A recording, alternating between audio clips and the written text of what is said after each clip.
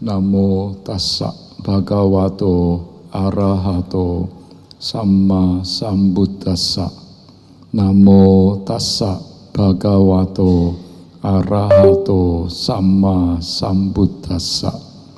Namo tassa bhagavato arahato samma Battery fully sambuddhassa. charged. Ya, para Romo, Ramani, Bapak-bapak, Ibu-ibu, saudara-saudari sekalian, selamat malam.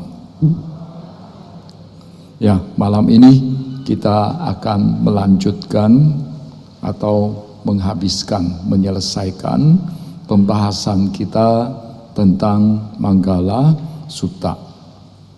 Kemarin semalam, ya terakhir kita sudah membahas sampai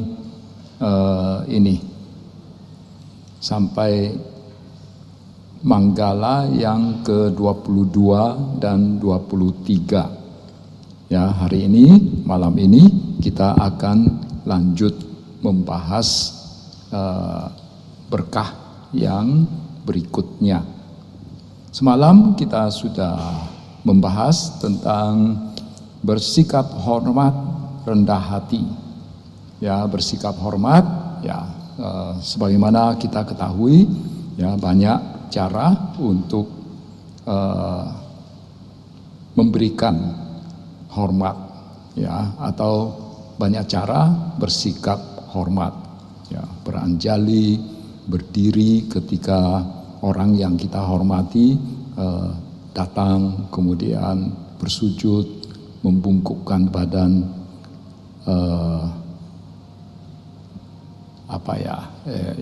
itu kira-kira. Kemudian rendah hati. Rendah hati di sini itu berarti ya tidak angkuh, tidak bersikap angkuh, ya. Karena dikatakan bahwa orang yang bersikap angkuh itu sulit untuk mendengarkan nasihat yang baik. Orang yang bersikap angkuh itu sulit untuk menerima ajaran, termasuk menerima ajaran Dhamma. Jadi oleh karena itu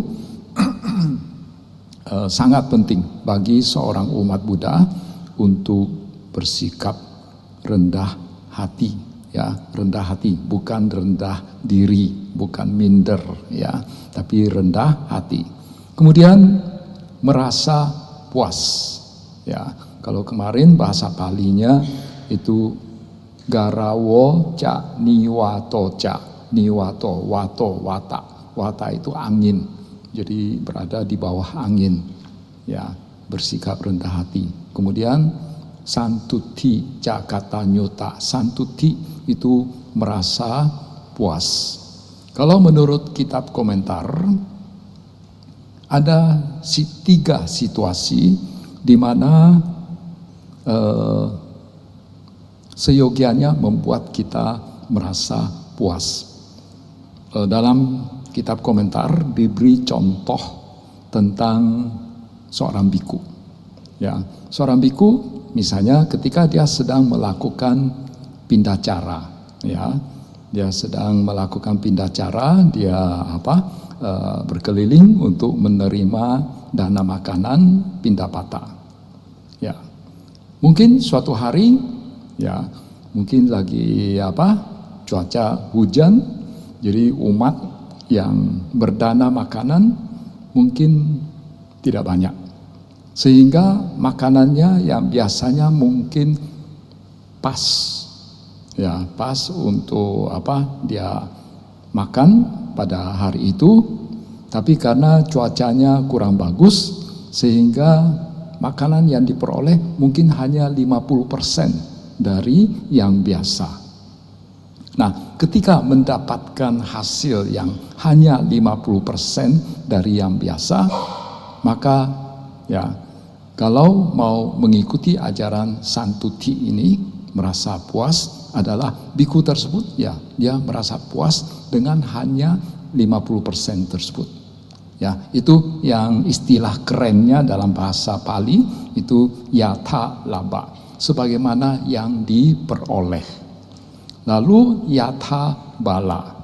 Sebagaimana sesuai dengan kekuatannya.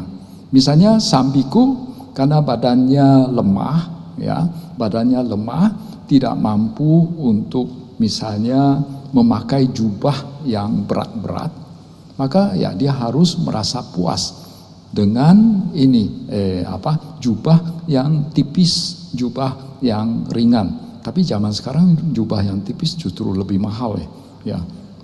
Sekarang ada namanya panswiss, itu jubah tipis. Itu mahal sekali. Ya, jadi itu jubah yang dia kenakan itu disesuaikan dengan kekuatan fisiknya. Bala di sini itu bukan bocah yang bocah ingusan, tapi bala di sini itu adalah kekuatan. Cara tulisnya sedikit berbeda. Kemudian contoh yang ketiga adalah yatha sarupa, ya, yatha sarupa santoso. Santoso itu ada yang namanya santoso. Santoso itu artinya puas juga, ya. Ya betul ya, santoso ya. Ya, sarupa. Misalnya gini. Ini untuk contoh biku lagi. Jadi misalnya ini lagi ada satu rombongan biku senior dengan biku junior. Nah, sama sedang melakukan pindah cara. Tentu saja biasanya waktu pindah cara biku yang senior jalan duluan. Biku yang senior jalan duluan, lalu biku yang junior agak belakang. Kadang-kadang umatnya, misalnya bikunya ada 10 orang. Umatnya hanya membawa misalnya 5 porsi makanan. Jadi seringkali yang dapat makanan biku yang senior yang di depan, sedangkan biku yang junior itu biasanya tidak kebagian. Nah, jadi karena posisi ini untuk biku juniornya, karena posisi dia sebagai biku yang junior, sehingga ya dia harus merasa puas bahwa ya memang sebagai junior ya biasanya dia dapat makanan yang sisa-sisa, makanan yang mungkin lebih jelek atau lebih sedikit dari yang senior. Nah, ini contoh merasa puas yang ketiga. Jadi saya ulangi, ada tiga situasi di mana seyogianya seseorang merasa puas sesuai dengan yang didapatkan, lalu sesuai dengan kekuatannya, lalu sesuai dengan posisi dia, sesuai dengan status dia misalnya sebagai seorang junior. Tentu saja khusus untuk merasa puas ini terutama ditujukan kepada para biku, ya. Untuk umat awam ya oke-oke saja sih. Dalam banyak situasi tidak merasa puas, tapi sebagaimana juga ditunjukkan di dalam Dhamma bahwa ya ketika kita sudah berusaha tapi apa yang kita dapatkan ya segitu ya kita merasa puas, ya. Itu kira-kira yang namanya merasa puas atau santuti. Lalu tahu budi baik, kata nyuta, ya, kata nyuta. Di dalam salah satu sutta, ya, saya lupa sutanya apa. Sang Buddha mengatakan ada 2 hal di dunia ini yang ada dua jenis orang yang sulit ditemukan di dunia ini. Yang pertama adalah yang namanya ini lokasmin katame pubakari, ya, orang yang pubakari. Apa artinya pubakari? Kita belum minta bantuan, dia sudah bersedia untuk membantu kita. Ketika kita berada dalam kesulitan, Ya, kita belum buka mulut untuk minta bantuan, tapi dia sudah mau membantu kita. Ini adalah orang yang pertama yang sulit ditemukan di dunia ini menurut Sang Buddha. Lalu tipe yang kedua lagi yang sulit ditemukan di dunia ini adalah katanyuta. Ya, katanyu, kata wedi, yaitu ingat jasa budi baik orang lain. Jadi ketika orang sudah melakukan kebaikan pada diri kita, kita masih ingat jasa baiknya. Nah, ya, itu adalah dua jenis orang yang dikatakan oleh Sang Buddha sulit untuk ditemukan di dunia ini.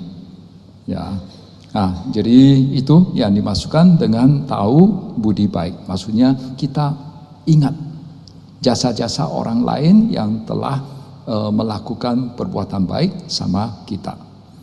Kemudian yang berikut adalah mendengar dhamma pada saat yang tepat.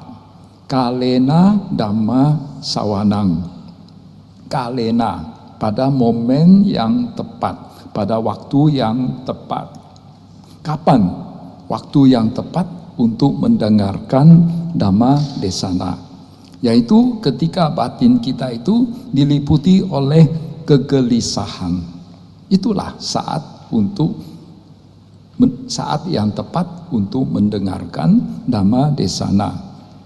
Ketika batin kita itu, ya, ketika pikiran kita itu diliputi oleh nafsu, penuh dengan nafsu indriawi.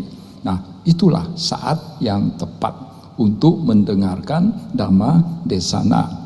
Ketika batin kita itu diliputi oleh niat jahat, ingin memukul orang, ingin memarahi orang, ya. Nah, itu adalah saat yang tepat untuk mendengarkan dhamma desana. Ketika batin kita itu diliputi oleh kekejaman, ya, itu juga saat yang tepat untuk mendengarkan dhamma desana.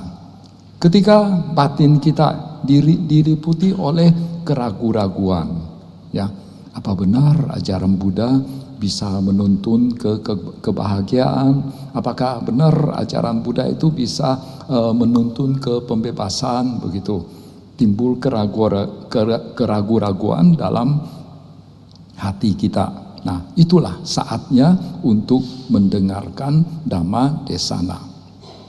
Oke, sekarang kalau batin kita tidak diliputi oleh kegelisahan, tidak diliputi oleh nafsu, tidak diliputi oleh niat jahat, tidak diliputi oleh kekejaman, tidak diliputi oleh keraguan-raguan, biasa-biasa saja batin kita.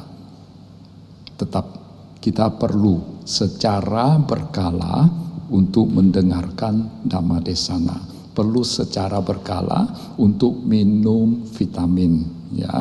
Perlu secara berkala untuk minum suplemen, ya. Jadi walaupun tidak ada kasus-kasus khusus, walaupun situasinya biasa-biasa saja, tetap perlu secara reguler, secara berkala datang ke wihara mendengarkan dhamma desana, atau mungkin secara reguler, secara berkala nonton dhamma desana di YouTube. Datang ke wihara untuk mendengarkan dhamma desana sebetulnya di samping kita bisa mendengarkan dhamma desana, sebetulnya kita juga bisa itu datang ke wihara juga saat yang bagus untuk mempraktekkan dhamma. Ketika kita berhadapan dengan berbagai tipe orang, ya, itulah saat-saatnya ujian bagi kita. Bagaimana praktek kita? Ketika kita melihat bertemu dengan seseorang yang cerewet, seseorang yang yang menjengkelkan gitu. Apakah kita masih mampu untuk bersabar berhadapan dengan orang tersebut? Apakah dalam diri kita itu masih bisa, batin kita itu tetap tidak timbul kemarahan, ya, tidak muncul emosi-emosi negatif. Nah, itu adalah saat-saat ujian, ya, saat-saat latihan bagi kita, ya. Apakah misalnya datang ke wihara ada orang yang agak meremehkan kita, ya, apakah kita sudah mampu menghilangkan ego kita, ya, itu. Jadi oleh karena itu, ya, sebetulnya jangan hanya jangan hanya mendengarkan dhamma di sana atau mengetahui dhamma, ya, dari misalnya melalui internet, dari YouTube begitu. Kita perlu juga bergaul dengan umat-umat yang lain. Di samping bisa memberikan semangat kepada mereka-mereka yang lain yang sama-sama datang ke wihara. Saya ada menemukan sejumlah umat sangat jago dalam hal dhamma. Ya, pokoknya kalau di internet dulu ada satu website yang namanya Dhammacita, ya. Mungkin ada yang pernah anggota lama di Dhammacita itu. Nah, di website itu, ya, itu sering kali terjadi perdebatan tentang dhamma. Jadi ada yang sangat jago. Wah, kalau itu dia berdebat itu bisa mengemukakan mengutip kitab suci apa begitu. Tapi suatu saat ketika orang ini dia masuk ke dalam satu grup WA, perilakunya itu luar biasa nyentrik. Ya, sama sekali beda. Sangat sama. Kalau menurut saya itu sama sekali beda perilakunya itu. Maksud itu pengetahuan yang dia miliki tentang sutta apa begitu. Tapi ketika berhadapan dengan orang-orang begitu, ketika orang-orang berbicara, orang-orang menuliskan pendapatnya, wah, orang ini sangat seperti seorang anak kecil. Akhirnya orang ini sampai ngambek meninggalkan grup. Di mana kesabarannya? Di mana khanti yang dia peroleh? Ya, suka ngambek. Mungkin ada sebagian yang suka ngambek juga di sini. Ya, saya pikir itu kita berada dalam seperti grup WA gitu, itu merupakan satu ujian bagi kita juga untuk bagaimana kita bisa bersabar, ya, terhadap pendapat orang lain, bagaimana kita bisa bersabar terhadap berbagai perilaku, ya, orang yang bermacam-macam jenisnya, ya. Kita belajar. Itulah tempat gemblengan kita, ya. Oke, ya. Jadi itulah yang dimasukkan dengan mendengarkan dhamma pada saat yang tepat. Nah, sekarang kita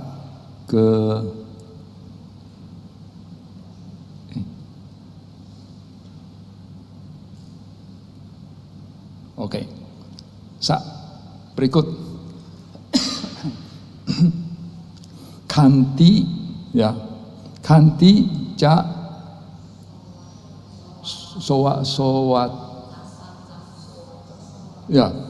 sowacasata, ya, sowaca, ya, khanti dulu. Khanti itu secara harafiah berarti menerima. Jadi kalau bahasa Jawanya mungkin yang namanya nerimo, ya, nerimo. Jadi apa yang dimasukkan dengan khanti, ya. Jadi ketika misalnya kita diperlakukan secara tidak baik, kita menerima itu, ya, tidak timbul kemarahan dalam diri kita, ya. Jadi Jadi salah satu manifestasi dari khanti itu adalah ketika kita mendapatkan misalnya omongan yang tidak enak untuk didengar, ya kita pura-pura tidak dengar, ya.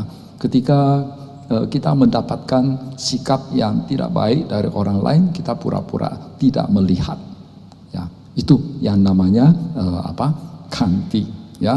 memang yang namanya kanti ini ya gampang diomongkan, tapi ketika praktek sulit ya.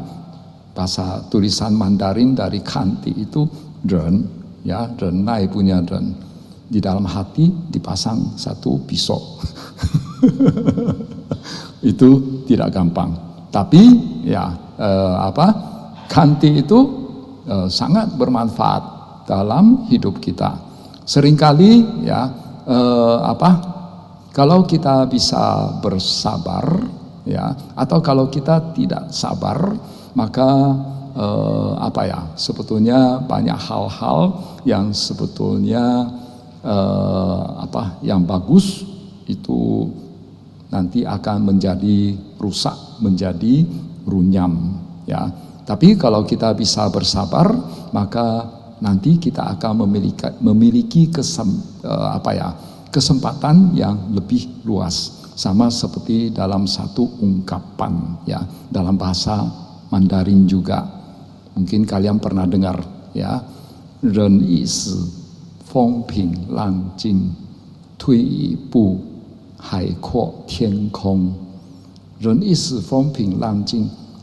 Bersabarlah sejenak, maka badai pun akan berlalu.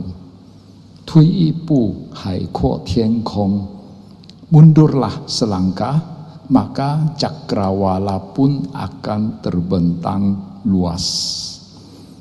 Jadi seringkali kita berada dalam situasi di mana itu kita perlu bersabar, perlu mengalah. Justru dengan bersabar ya, dengan mengalah, maka justru nanti kita memiliki kesempatan yang lebih luas untuk bisa lebih maju lagi. Cakrawala kita menjadi lebih luas. Seringkali kita misalnya, wah kita maju terus, ya nggak mau kalah. Di hadapan kita ada satu dinding. Nanti yang kita lihat itu hanya tembok saja, hanya seluas tembok saja. Tapi kalau misalnya kita coba mundur, yang kita lihat bukan hanya tembok, tapi kita lihat langit yang lebih luas. Ya, kira-kira begitu. Ya, hidup ini seperti ini. Ya, jadi bersabar, kanti, ya. Kemudian bisa dinasehati, sowaca. Sowaca itu su, ya. Maksud itu waca itu omongan. Jadi bisa diomongin begitu kalau orang Jakarta. Jadi sama seperti tadi rendah hati, ya. Kalau tinggi hati, ya berarti orangnya itu tidak bisa diomongin, tidak mau mendengar nasihat-nasihat yang diberikan. Jadi ya bisa diomongin, bersedia untuk mendengar nasihat yang diberikan. Walaupun mungkin nasihatnya itu kacau, ya nasihatnya itu ngawur misalnya, tetap kita dengarkan. Ada satu peraturan winaya untuk biku. Jadi sebetulnya umat awam itu boleh menegur seorang biku. Mungkin ada yang bilang, wah umat awam nggak boleh menegur biku, kualat nanti. Bisa, di dalam winaya itu boleh. Bahkan kalau bikunya yang bersikap kurang ajar, bikunya yang melanggar winaya. Misalnya gini, ya umat awam dia menegur, Bante kok perilaku Bante begitu. Lalu bikunya langsung, kamu siapa? Ya, kok mau menegur saya? Kok mau ngomongin saya? Nah, kalau bikunya bersikap begitu, justru bikunya itu melanggar winaya. Jadi ketika misalnya seorang biku dia ditegur, dengar aja, dengar dengan sabar. Walaupun tegurannya itu mungkin bagi kita itu tidak benar, ya, tidak sesuai kenyataan, tapi kita tetap dengar. Ya, kita tetap dengar. Dan kalau misalnya memang kenyataannya berbeda, ya kita ngomong baik-baik ke orangnya, tapi tetap tidak boleh bersikap kurang ajar. Jadi biku saja ya perlu bersikap seperti ini, apalagi yang namanya umat awam. Jadi walaupun misalnya ada orang yang menegur kita, kita tidak melakukan hal yang yang dituduhkan, ya kita tetap bersabar, ya kita tetap bersikap baik, ya itu kira-kira. Kemudian jadi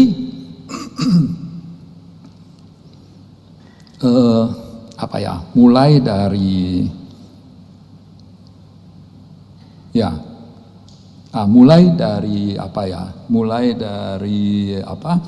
syair ini, seperti yang waktu awal-awal menjelaskan Manggala Sutta ini, saya ada mengatakan bahwa dalam Manggala Sutta, Sang Buddha itu mengajar secara bertahap. Pada tahap awal, kita dianggap seperti seorang anak kecil yang perlu menjaga lingkungan pergaulan kita. Ya, anak kecil kita perlu jaga, jangan sampai bergaul dengan orang yang tidak benar, karena mereka gampang dipengaruhi. Ya, setelah itu ya Sang Buddha mengajarkan kepada kita supaya menjaga lingkungan pergaulan kita. Lalu setelah itu mulai mengajari kita melakukan berbagai perbuatan baik, ya, berdana, merawat orang tua, merawat ayah dan ibu. Nah, kemudian ya ketika mulai masuk ke syair ini, kita mulai disiapkan untuk meningkatkan kualitas batin kita, meningkatkan spiritual kita itu menjadi lebih baik, lebih bagus, ya. Misalnya bersabar, lalu bisa dinasihati. Mulai mengunjungi para petapa. Mengunjungi para petapa ada sejumlah tujuan, ya. Kanti ca sowaca sata samanananca dasanang, ya, melihat para samana. Samana itu artinya petapa, ya. Samana ini bukan hanya mencakup para biku sebetulnya, tapi kalau dalam konteks Manggala Sutta ini adalah biku. Tetapi ketika kita melihat sejarah di India, sebetulnya yang namanya samana atau petapa itu bukan hanya para biku saja, masih ada petapa yang pengikut ajaran yang lain. Prinsipnya itu yang namanya petapa, mereka sudah meninggalkan kehidupan berumah tangga. Lalu mereka itu juga melakukan pindacara. Mereka bawa mangkuk, ya. Jadi bukan hanya biku yang boleh bawa pata. Petapa yang lain juga tidak bisa dilarang, mereka berhak untuk membawa pata, ya. Jadi hidup mereka itu bergantung pada pemberian pihak yang lain, ya. Itu yang namanya samana.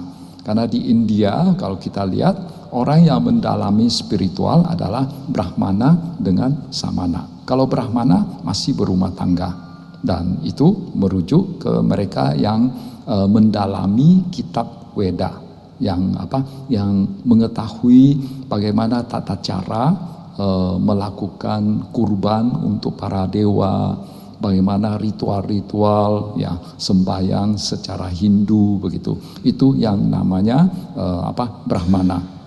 Nah, jadi mengunjungi para petapa. Tujuannya apa?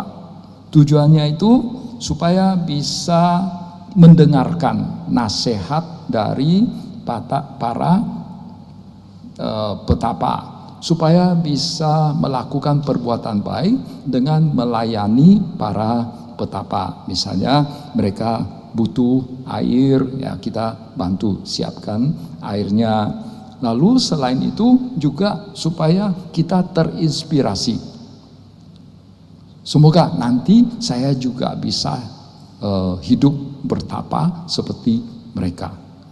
Atau terinspirasi, misalnya awalnya mungkin kita ketika mau menjalankan atas sila, wah kita takut-takut, wah jangan-jangan nanti bisa nanti bisa sakit mah lah, nanti bisa kelaparan lah, macam-macam, ya, kekhawatiran kita. Tapi ketika kita sering mengunjungi para petapa, kita lihat, oh mereka tiap hari menjalankan atas sila, mereka tiap hari tidak makan, setelah tengah hari baik-baik saja, ya.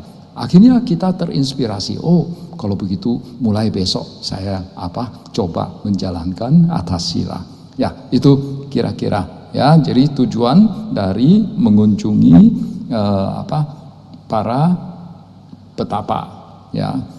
Samanananca dasanang. Lalu kalena dhamma sakaca, melakukan diskusi dhamma pada saat yang tepat. Kalau sebelumnya itu adalah mendengarkan dhamma desana pada saat yang tepat. Lantas apa itu diskusi dhamma? Diskusi dhamma berarti ada ini, ada apa ya? Ada komunikasi secara dua arah. Kalau dhamma desana itu komunikasinya hanya satu arah saja. Jadi yang namanya diskusi dhamma, ya itu adalah terjadi komunikasi dua arah. Dan hati-hati, yang namanya diskusi ini bukan berdebat. Ya, apa beda diskusi dengan ini? Diskusi dengan berdebat.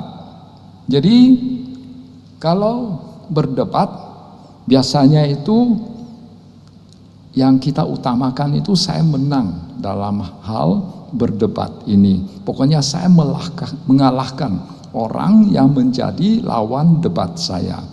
Kalau yang namanya diskusi itu kita saling tuker, ya, saling tuker pemikiran, saling tuker pengetahuan. Yang saya tahu itu gini loh.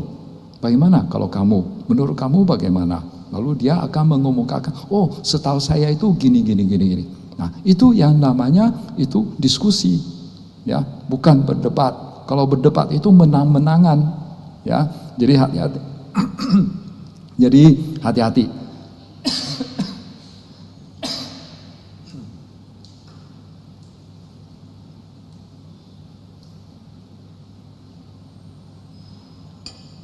Ya, itu yang namanya kalena dhamma sakaca. Lalu kapan waktu untuk melakukan diskusi dhamma? Yaitu ketika muncul keraguan-raguan. Lalu diskusi dhamma juga bertujuan untuk meningkatkan pemahaman kita terhadap dhamma. Ya, karena kan ada komunikasi dua arah.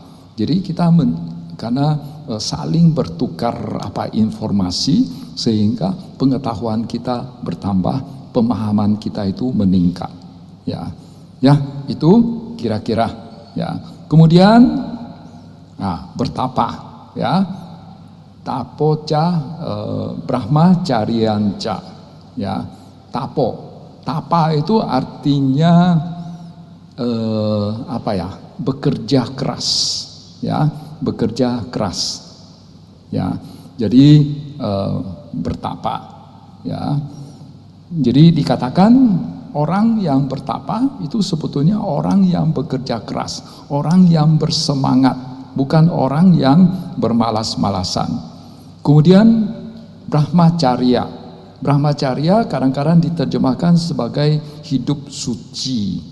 Kalau hidup suci berarti kita terjemahkan Brahma itu sebagai suci. Kalau saya cenderung lebih suka hidup luhur saja, karena Brahma itu belum suci. Ya, Brahma belum suci, Brahma itu luhur. Misalnya Brahma Wihara itu kediaman, bukan kediaman suci, tapi kediaman luhur. 4 kediaman luhur, metta, karuna, mudita, upekha. Ya, jadi yang namanya hidup luhur atau brahmacari, ya, brahmacharya itu adalah tidak melakukan hubungan hubungan suami istri, ya, tidak melakukan hubungan suami istri. Sebaliknya hidup sebagai seorang petapa, ya, itu yang namanya brahmacari. Jadi kita lihat di sini, ya, mulai dari syair sebelumnya itu Sang Buddha sudah mulai mengarahkan kita pelan-pelan belajar hidup bertapa. Awalnya lihat para samana dulu, lalu setelah itu mulai kita diajak untuk bertapa, hidup luhur, menjalankan brahmacharya. Lalu melihat kebenaran Arya. Wah, ini lebih tinggi lagi, ya, Arya Satjana Dasanang. Nah, berarti ini sudah mulai mencapai kesucian ini, ya. Jadi mulai melihat kebenaran Arya. Lalu ya, kebenaran Arya berarti kita mulai melihat 4 kebenaran Arya, 4 Arya Satya, yaitu dukkha, sumber dukkha, lenyapnya dukkha, dan cara-cara untuk lenyapnya, untuk mencapai lenyapnya dukkha. Kemudian menyaksikan sendiri nibbana. Jadi nibbana itu bukan suatu alam, tetapi nibbana itu adalah suatu pengalaman. Ya, bahkan ya dikatakan nibbana itu adalah sejenis sesuatu yang dialami. Atau bisa juga dikatakan orang yang sudah mencapai kesucian dikatakan mulai melihat nibbana. Tadi waktu sedang makan ada diskusi sama Bante Chirajayo. Beliau mengatakan di Anuruddha Sutta itu ada ungkapan bahwa melihat amata dhatu. Amata itu berarti mata. Mata itu tidak mati. Dhatu itu unsur. Melihat unsur tiada kematian. Biasanya amata itu sinonim dengan nibbana. Ya, jadi Jadi berarti kalau melihat amata dhatu berarti dia orang-orang tersebut itu sudah mulai mampu melihat nibbana. Tentang kemampuan melihat nibbana ini ada sebagian akademisi yang berdasarkan sutta mengatakan bahwa hanya mereka yang sudah mencapai arahat yang bisa melihat nibbana. Tapi kalau menurut Abhidhamma, mereka yang sudah mencapai sotapanna itu sudah mulai bisa melihat nibbana. Jadi memang di kalangan akademisi Buddhis itu ada sejumlah perbedaan pendapat. Jadi bagi mereka yang penganut Sutayana yang hanya mau mengakui sutta, ya berarti itu bahwa hanya arahat yang bisa melihat nibbana. Yang mana yang betul saya belum mendalami juga, ya. Jadi menyaksikan sendiri nibbana, berarti ini sudah mulai mencapai kesucian. Oke, sekarang syair yang berikut, yang kedua terakhir. Walaupun bersentuhan dengan hal-hal duniawi, puttasa loka dammehi, loka dhamma. Loka dhamma ada 8 loka dhamma, yaitu laba, perolehan, lalu kehilangan, kerugian, ya. Alaba berarti kita tidak mendapatkan, malah kehilangan. Lalu yasa, yasa itu reputasi bagus atau punya banyak pengikut, ya, punya status, itu yasa. Ayasa berarti tidak punya status atau bahkan kehilangan status, reputasinya buruk, ya. Lalu ninda pasangsa, ninda itu dicela, ya, dicela. Lalu pasangsa itu dipuji-puji.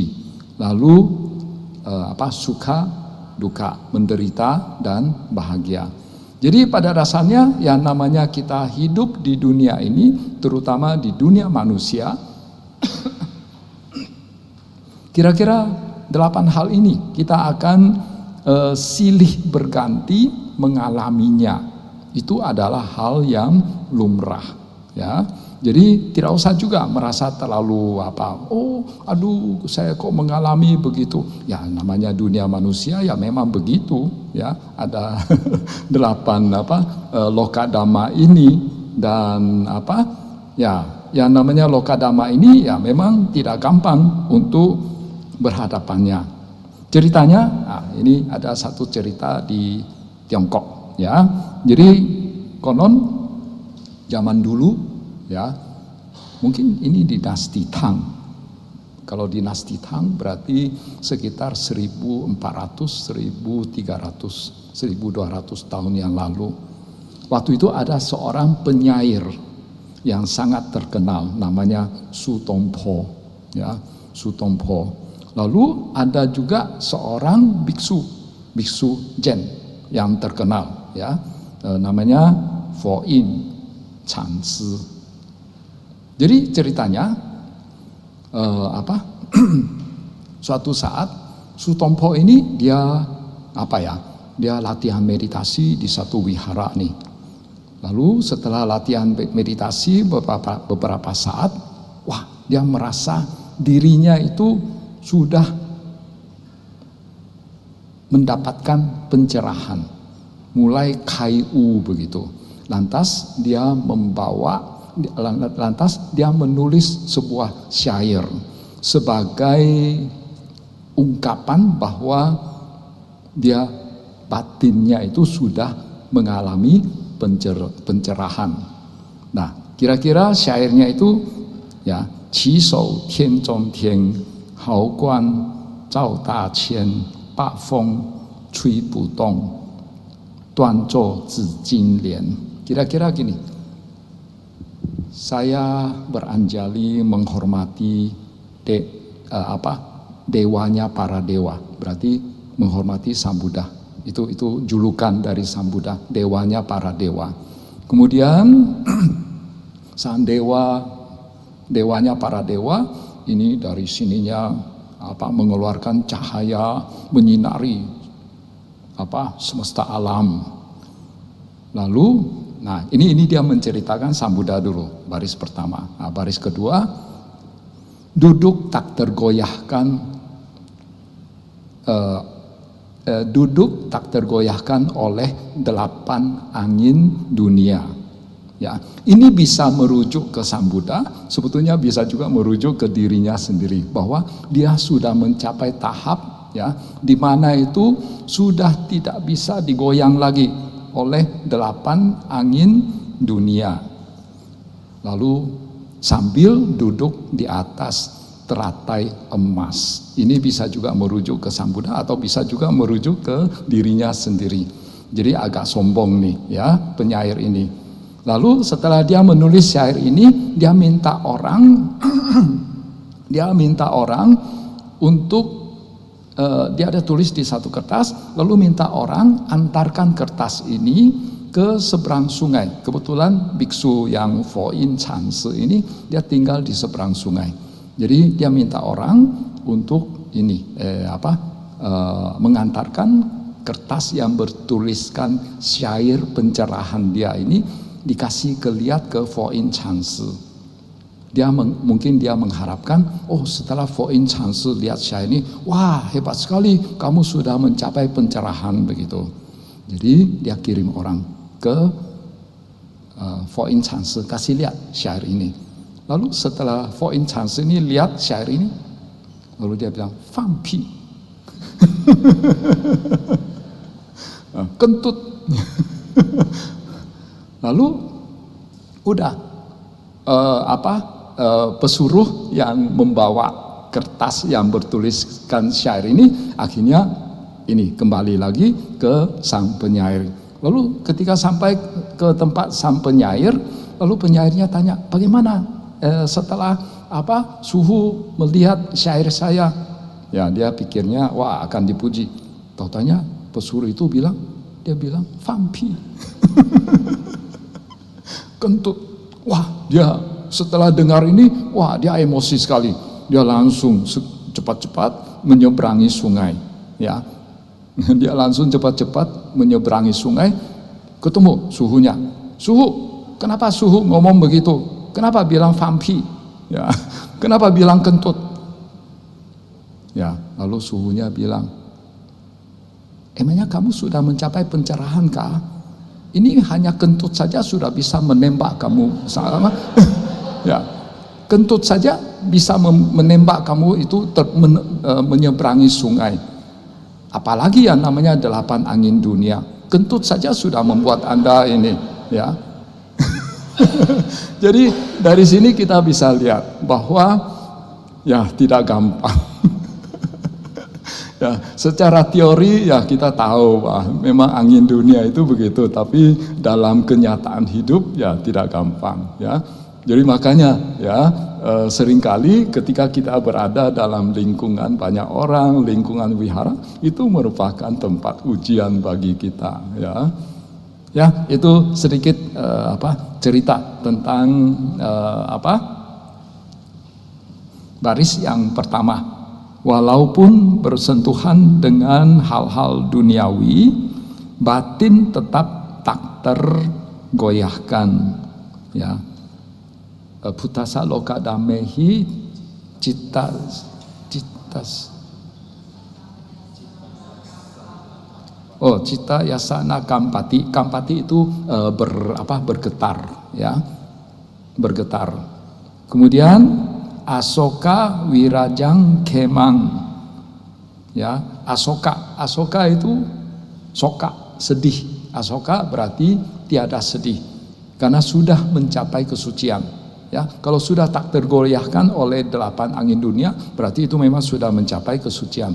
Lalu kalau sudah mencapai kesucian, berarti sudah tidak mengalami kesedihan lagi. Asoka, wiraja, raja itu noda atau nafsu, ya, atau nafsu noda. Jadi sudah tidak bernoda lagi. Lalu kema itu bisa berarti aman. Atau ya di sini saya terjemahkan damai, tentram, ya, kema, ya. Itulah berkah yang tertinggi. Nah, selesai sudah, ya. Itu berkah yang ke-38, ya. Kemudian ya kita masuk ke ini syair yang terakhir, ya. Eta disani katwana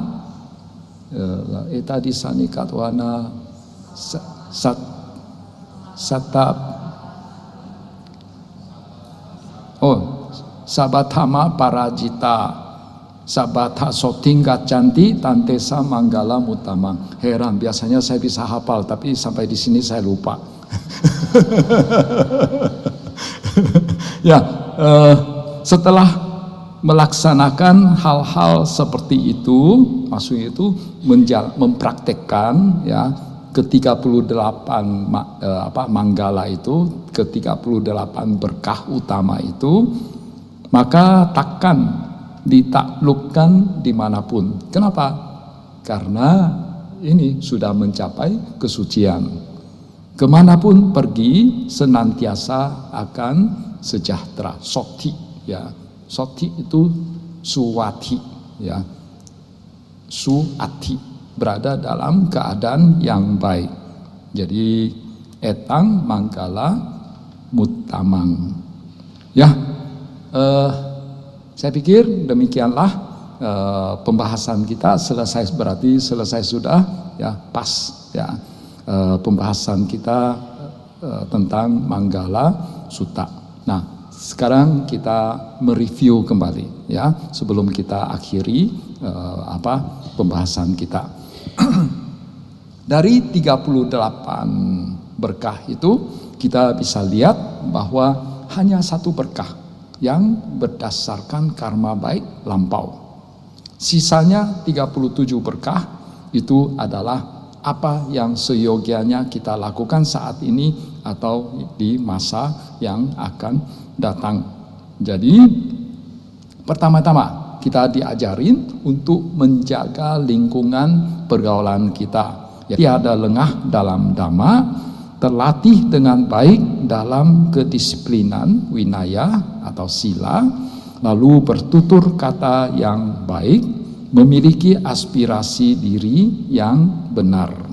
Kemudian ya, selain menjalankan sila pada saat kita bekerja, ya, ini terutama untuk umat awam, ya. Umat awam kan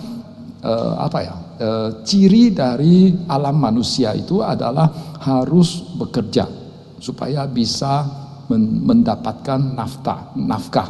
supaya bisa mempertahankan kehidupan mereka. Ini secara umum ya. Ada juga banyak orang yang hanya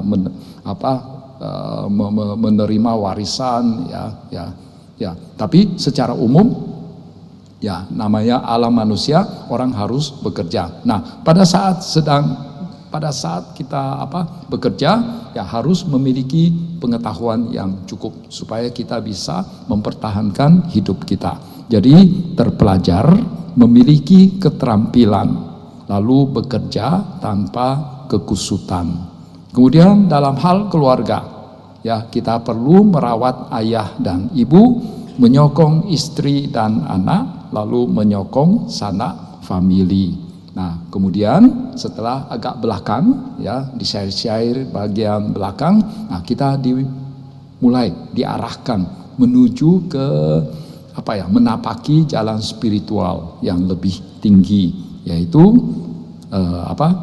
pada tahap awal latihan kita itu adalah mempraktekkan dhamma ya, lalu mempraktekkan dhamma, bersikap hormat, rendah hati supaya kita bisa menerima ajaran ya. Kemudian merasa puas ya, tahu budi baik. Nah, itu sudah mulai bertapa ini ya, merasa puas. Lalu mendengar dhamma pada saat yang tepat, lalu sabar, bisa dinasihati, mengunjungi para petapa, berdiskusi dhamma pada saat yang tepat. Setelah itu ya, setelah kita menapaki jalan spiritual, akhirnya kita mendapatkan hasilnya, mencapai kesucian, yaitu mendapatkan buah di atas keduniawian, lokuttara, yaitu ya, kita awalnya dulu bertapa, mempraktekkan brahmacharya, hidup luhur ya, hidup berselibat, kemudian melihat kebenaran Arya. Nah, itu sudah mulai mencapai kesucian. Lalu menyaksikan sendiri nibbana, lalu walaupun bersentuhan dengan hal-hal duniawi ya, batin tetap tak tergoyahkan. Lalu akhirnya tiada sedih, tiada noda, damai, tenteram. Ya, kira-kira itu pembahasan kita tentang Manggala Sutta. Nah, sekarang saya kembalikan ke panitia. Ya, silakan kalau ada yang mau bertanya. Ya.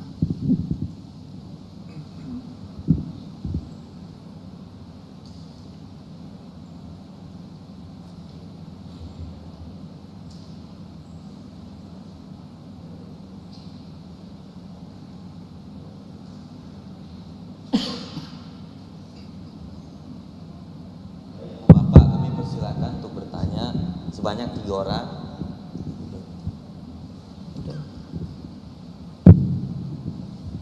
Kami persilakan Ibu Bapak, ada yang mau bertanya, sebanyak 3 orang ya. Ada di depan ini.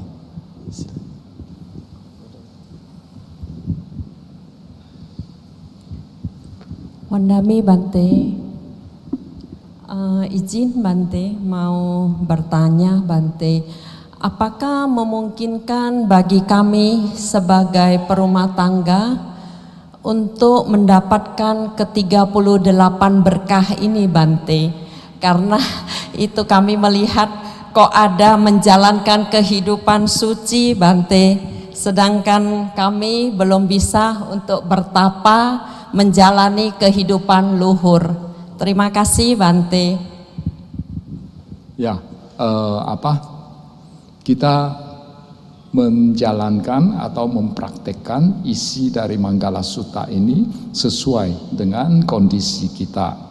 Ya, tentu saja ya, yang pertama yang mungkin yang perlu kita perhatikan pada tahap awal adalah menjaga lingkungan pergaulan kita, mulai menjalankan sejumlah perbuatan baik yang kira-kira bisa kita praktekkan. Sebagian-sebagian saja dulu ya, tidak usah mau langsung semuanya.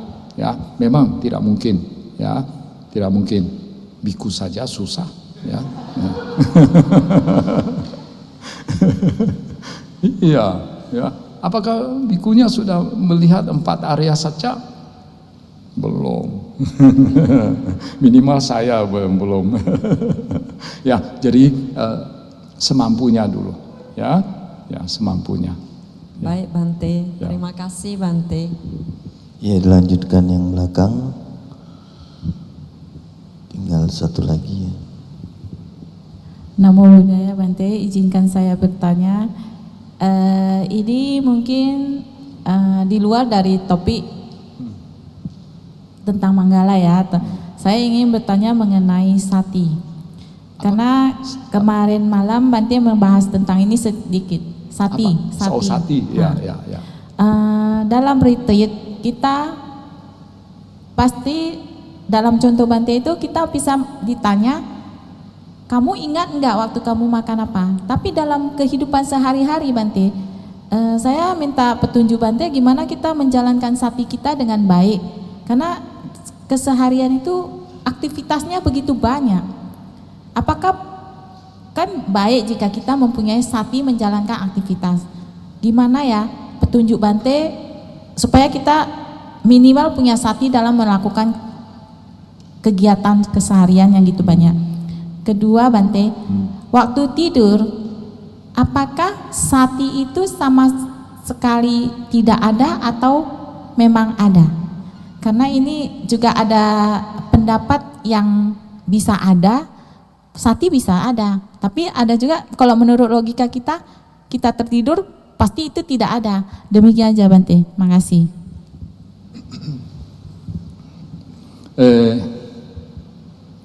Ya, memang untuk pengembangan sati ini sekali lagi bahwa tidak mungkin kita bisa langsung mendapatkan hasil 100%. Maksudnya itu sepanjang hari kita memiliki sati begitu.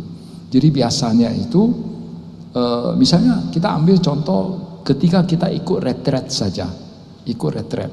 Misalnya latihan meditasinya itu mulai jam 5 pagi sampai malam jam 7 misalnya. Selama jam 5 pagi sampai malam jam 7 ini paling ya waktu yang kita punya sati itu ya hanya sedikit saja, hanya sangat sedikit. Misalnya ya, saat ini saya punya sati, selalu ingat untuk menyadari apa yang terjadi pada jasmani atau batin. Tapi pada menit berikut, sudah lupa, mulai melamun, ya pikiran melayang kemana-mana. Lalu setelah melayang belasan menit, baru teringat, saya perlu memiliki sati, baru punya sati lagi. Beberapa detik lagi, hilang lagi, melayang lagi. Jadi awalnya itu begitu, ya awalnya begitu. Tapi dengan berjalannya waktu, dengan semakin dalamnya latihan kita, nah. Yang awalnya banyak sekali bolong-bolongnya itu lama-lama begitu ya tidak punya sati sampai belasan menit ya itu akhirnya semakin banyak yang diisi begitu, diisi dengan waktu di mana kita mempunyai sati. Jadi pelan-pelan aja ya. Jadi tidak mungkin kita bisa langsung bisa berhasil bagus begitu, tidak. Ini baru latihan saja, ini latihan waktu saat retret. Apalagi kalau kita saat sudah keluar dari retret dalam suasana bekerja, suasana mengerjakan tugas sehari-hari ya di rumah, di kantor, di pekerjaan begitu, itu lebih sulit lagi. Tapi ya walaupun sulit tetap layak untuk kita untuk coba. Itu kira-kira jawaban terhadap pertanyaan pertama. Pertanyaan kedua, kasih saya satu kata kunci apa? Oh, tidur. Oke, ya. Apakah ketika kita tidur masih bisa memiliki sati? Mungkin contoh yang saya berikan mungkin bisa menjelaskan. Jadi gini, biasanya kan pengertian kita yang namanya meditasi hanya pada saat kita sedang sadar saja. Maksud itu tidak dalam kondisi tidur. Jadi seperti yang tadi saya katakan, kita bangun jam 5 pagi sampai jam 7 malam, ya kita berusaha untuk mengembangkan sati atau menegakkan sati, ya menghadirkan sati. Tapi kalau kita tidur bagaimana? Nah, ada guru meditasi yang mengajarkan bahwa walaupun kita tidur itu tetap kita perlu latihan meditasi. Caranya bagaimana? Caranya adalah ketika kita menjelang tidur, ya kita tidur dengan posisi gaya berbaring seekor singa, yaitu sisi kanan di bagian bawah, jantung di atas, ya.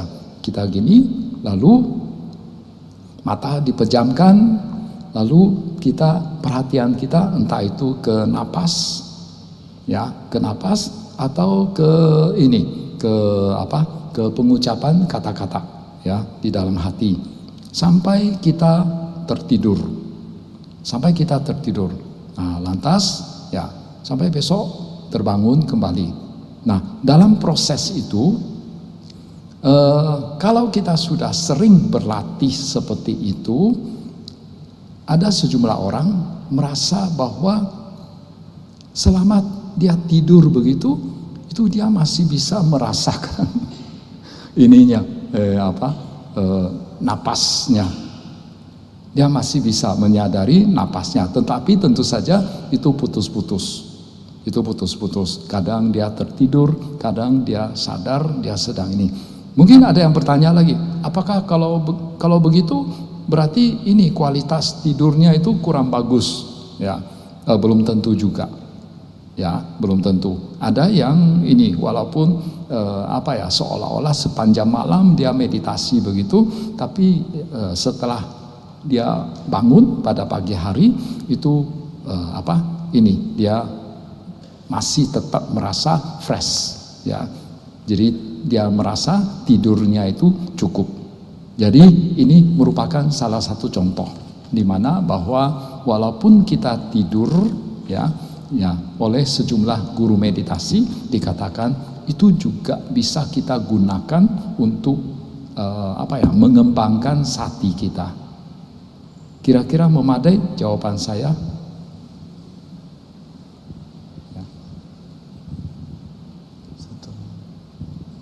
Satu bentar. Ya. Dari umat YouTube. Baik Bante, ini ada satu umat dari YouTube yang selalu menanyakan mengenai mendengar dhamma pada waktu yang sesuai. Apakah beraktivitas sambil mendengar pembahasan dhamma dari YouTube dibenarkan Bante? Terima kasih. Maksud itu sambil masak lalu sambil mendengarkan dhamma begitu, kira-kira begitu ya? Sambil beraktivitas ya. Idealnya itu pada saat kita mendengarkan dhamma, ya kita hanya mendengarkan dhamma. Tapi kalau misalnya kita ini sangat sibuk, ya banyak sekali pekerjaan yang harus dilakukan, daripada sama sekali tidak mendengarkan dhamma, ya oke lah, ya. Jadi misalnya kita lagi masak, ya, lagi mengerjakan sambil pakai headset begitu, lalu kita mendengarkan dhamma, walaupun itu tidak maksimal. Kalau kita tidak mengerjakan hal yang lain, kita khusus mendengarkan dhamma, bisa jadi apa yang kita dengar itu bisa kita tangkap 80%. Tapi kalau kita sambil kerja, sambil cuci, sambil masak gitu, lalu mendengarkan dhamma, ya mungkin hanya 40-50% atau 30% yang bisa kita tangkap. Ya, jadi kira-kira itu jawabannya. Ya. Namo Buddhaya Bante. Izin bertanya. Saya ingin bertanya, mengapa kita itu cenderung menyimpan memori kesadaran yang tidak baik dibanding kesadaran yang baik? Bisa diulang? Mengapa kita itu cenderung menyimpan memori kesadaran yang tidak baik dibanding kesadaran yang baik? Contohnya, seseorang yang diperlakukan tidak baik, tapi dengan kesabarannya dia menghadapi konflik tersebut, dan hal ini mengakibatkan tersimpan memori yang tidak baik selama bertahun-tahun. Bahkan di akhir tua masih teringat lagi kesadaran yang tidak baik tersebut. Mengapa kita cenderung menyimpan memori kesadaran yang tidak baik? Itu yang pertama, Bante. Yang kedua, bagaimana caranya agar seseorang itu bisa melepas memori yang tidak baik itu, agar tidak muncul lagi, apalagi di akhir menjelang kematian? Terima kasih, Bante. Mungkin ini mirip seperti gini. Meja ini ya awalnya bersih, lalu muncul kotoran, ada kotoran. Walaupun kotorannya mungkin hanya 2 titik saja, 2 bintik hitam. Nah, biasanya itu ya kalau muncul 2 bintik hitam begitu, 2 bintik hitam itu yang menjadi yang menarik perhatian kita. Ya, begitu juga ya hal-hal yang tidak berkenan di hati biasanya itu lebih memberikan kesan ya yang khusus pada pada batin kita. Jadi sama seperti kalau meja ini bersih ya, lalu muncul ada 2 bintik noda begitu ya, itu yang seolah itu yang kita sebutkan nanti ya, kita omong meja ini kok ada 2 bintik, kok tidak melihat yang bersih gitu. Kan yang bersih itu 98% ya, tapi kok hanya menyebutkan 2%. Ya, itu memang sepertinya kecenderungan ya, kecenderungan kecenderungan batin mungkin manusia begitu ya. Tapi oke lah ya, memang hukumnya begitu. Kemudian yang penting bagaimana kita menghadapi memori-memori yang yang tidak berkenan seperti ini. Satu adalah kita jangan menolak munculnya memori seperti itu.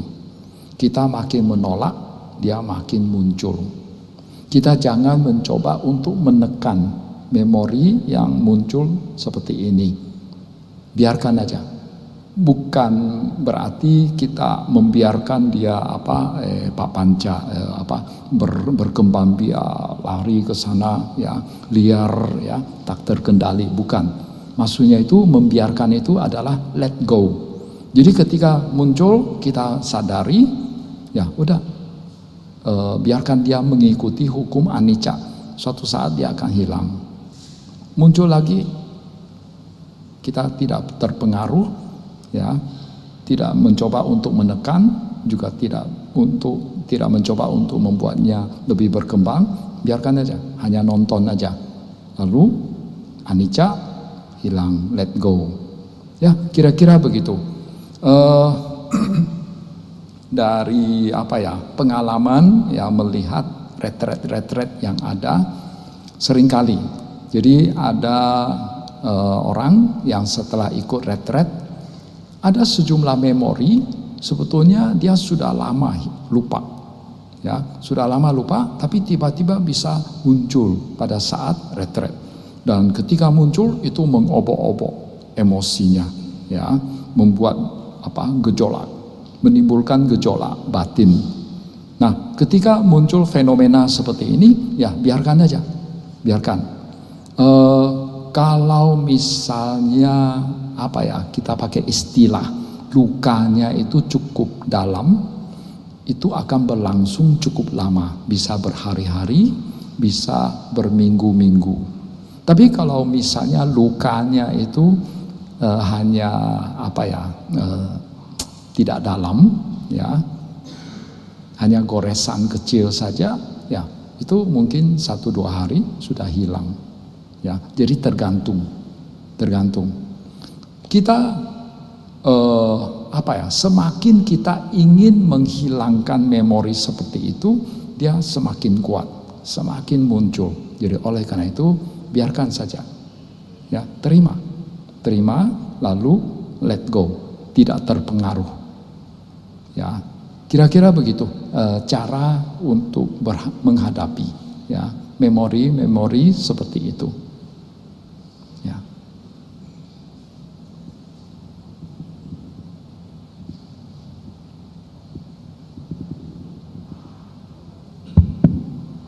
Wandami Bante, selamat malam.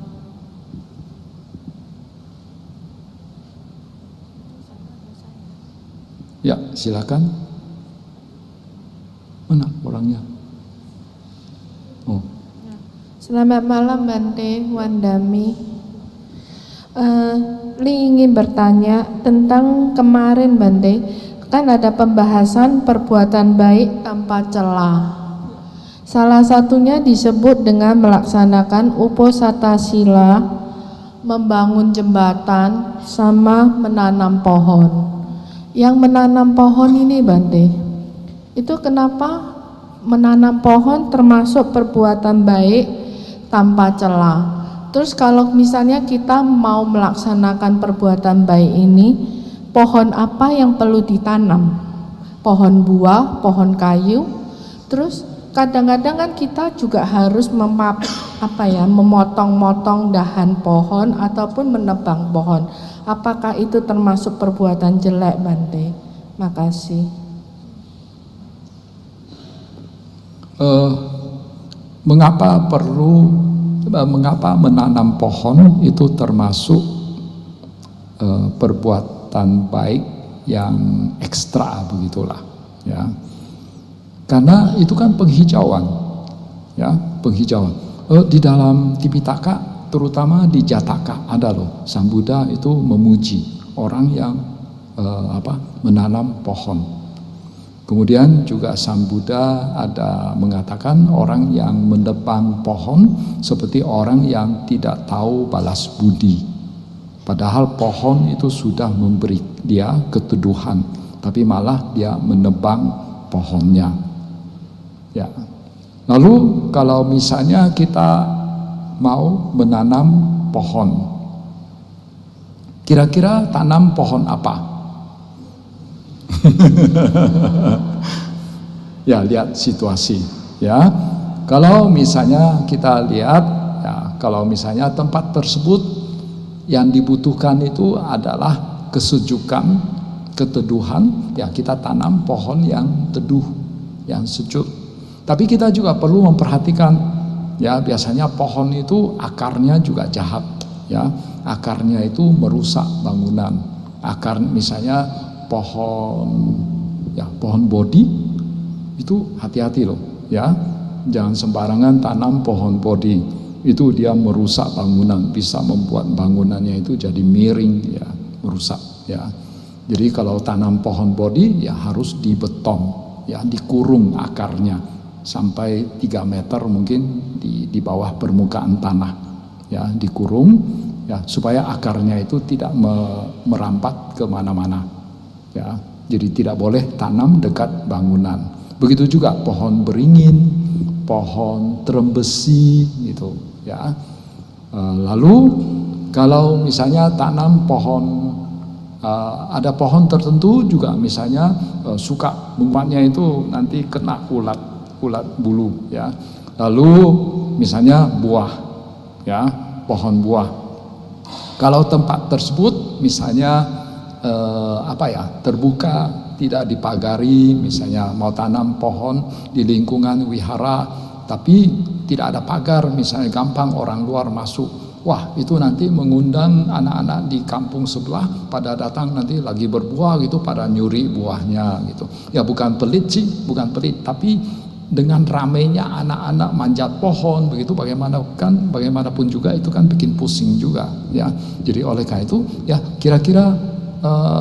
pertimbangan-pertimbangan seperti ini yang perlu kita perhatikan ya pada saat kita mau tanam pohon, kemudian juga tentang daunnya ya, apakah daunnya banyak sekali, gampang rontok, bagaimana begitu ya. Itu tentang menanam pohon. Masih ada pertanyaan? Baik, satu lagi ya, Bante dari, sudah ya. terakhir dari ibu ini, silakan.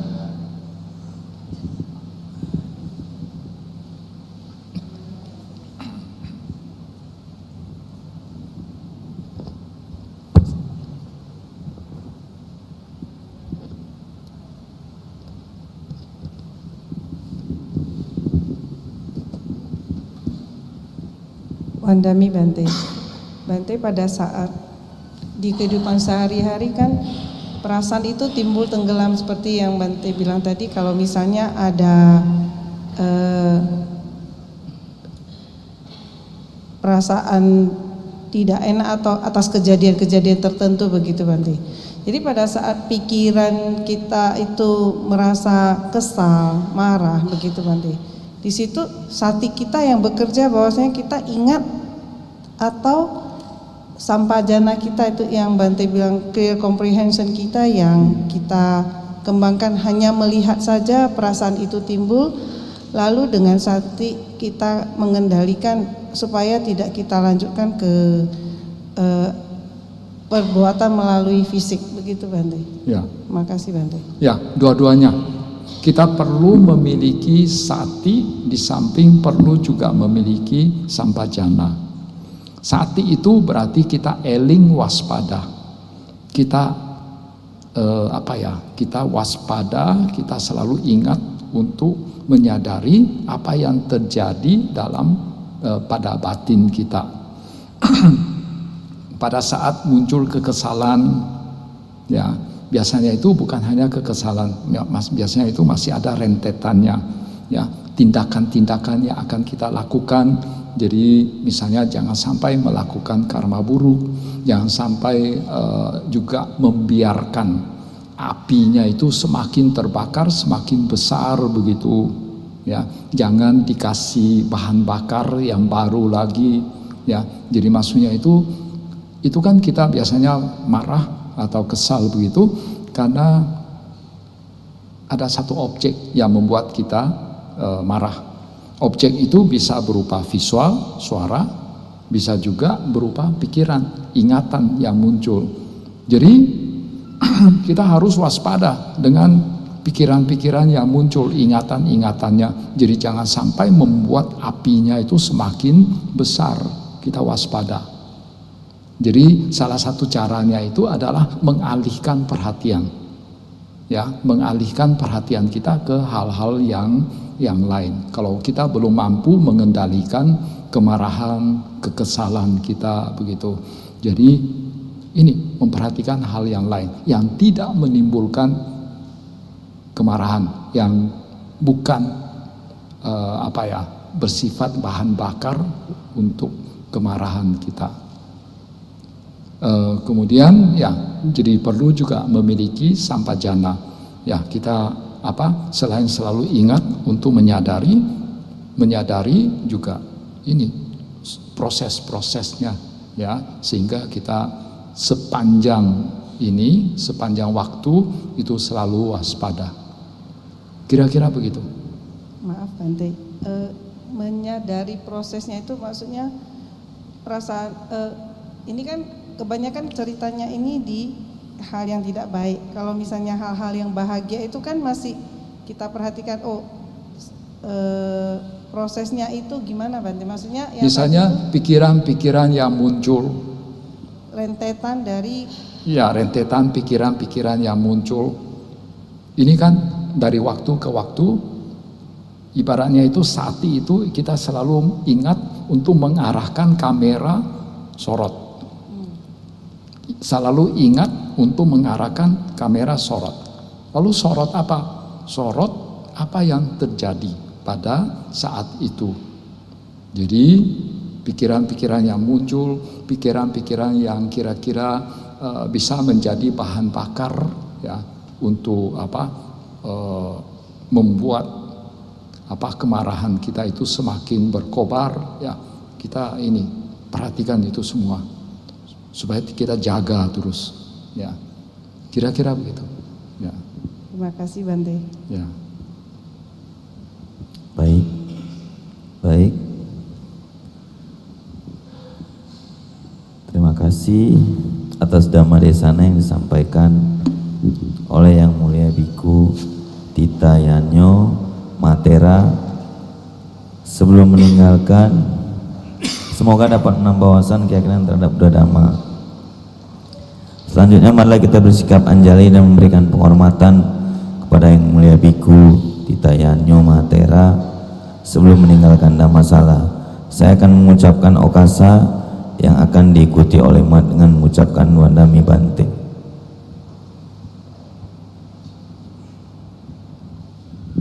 Okasa.